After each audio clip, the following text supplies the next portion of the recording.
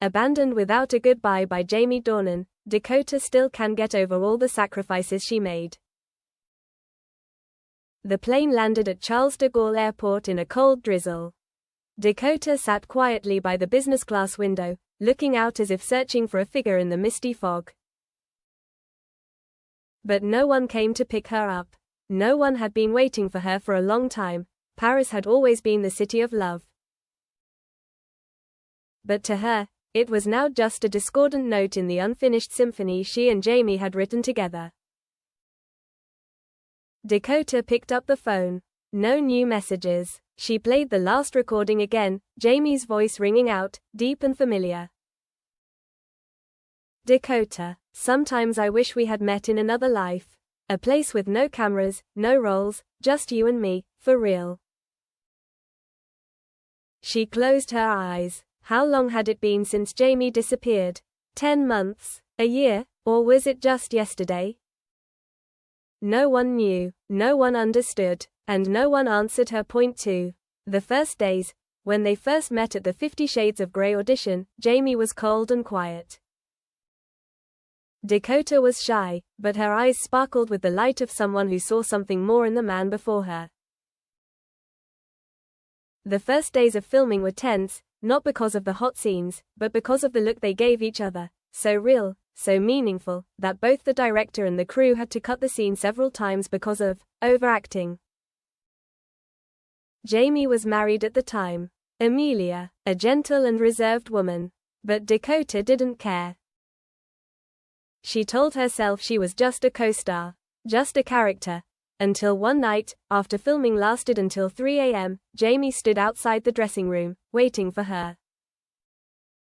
Want to go for a walk? Number one knew what they said. No one knew where they went. Only that from that day on, Jamie's gaze was no longer on Anastasia, but on Dakota. Really. Point 3. The glorious years, they didn't make it public. No need. Every touch, look, and laugh made the whole crew understand there was something bigger between them than any script ever written. Jamie began to appear at events without his wife by his side. Dakota became strangely secretive with the press, only smiling when asked about their personal relationship. People speculated, they denied, but the secret photos taken, the way Jamie looked at Dakota when she smiled, the way she leaned lightly on his shoulder backstage, no one could ignore. One night, Dakota dreamed of a small house in the Irish countryside, where Jamie took her to meet his family. One time, she even bought a plane ticket to Belfast just to sit in the pub where he used to play guitar with his friends. Jamie didn't show up, but she still waited until midnight. We can't live like this forever, Jamie said one day, when they were in Venice promoting a movie. So what are you going to do? Dakota asked. Jamie didn't answer. He just held her for a long time. And then the following spring, Jamie disappeared. Point 4. The silent breakup. No text. No call. No explanation.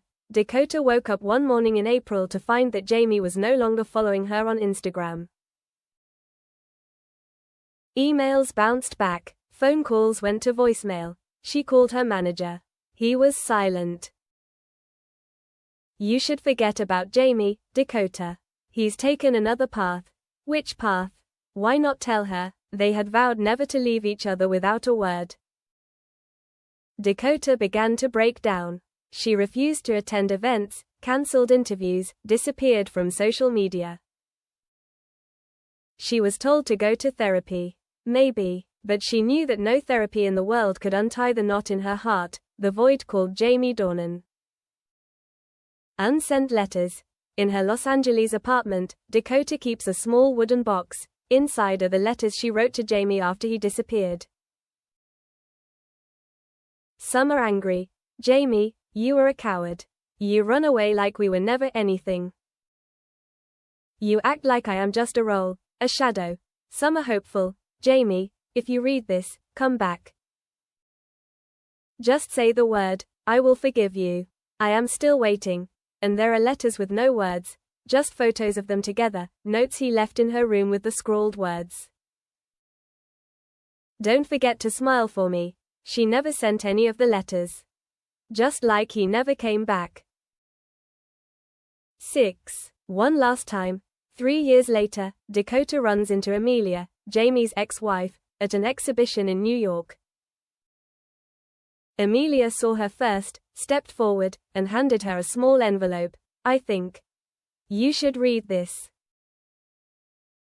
Inside was a letter, no date, no return address. "Dakota, I know I can't disappear like this, but I have no choice. When you love someone so much, sometimes the best thing is to let them go. To live a life without my chaos. I don't have the strength to keep you, but I can keep lying to everyone, to Amelia, to my child, to you. I choose to disappear, not because I don't love you, but because I love you too much. Jamie." Dakota held the letter for a long time. The autumn wind in New York was cold. She didn't cry, she just smiled, a small, bitter smile. "So, you finally said something." Point 7. Today, Dakota stood in front of the mirror, preparing to walk the red carpet at the Venice Film Festival. The crimson dress hugged her slender body, burning in the darkness. She was back.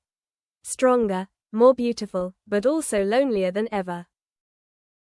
Reporters surrounded her. They asked, "Dakota, is there anyone with you tonight?" She smiled. "No, I'm all alone, and that's enough." But as she walked up the grand staircase leading to the theater, she glanced off into the distance, where a tall man stood in the crowd, his face unclear, but his gait familiar. 1 second, 2 seconds, she turned away. No one, just an illusion, she told herself.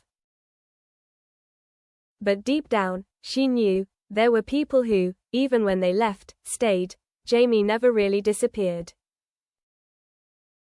It's just, he doesn't belong to her anymore.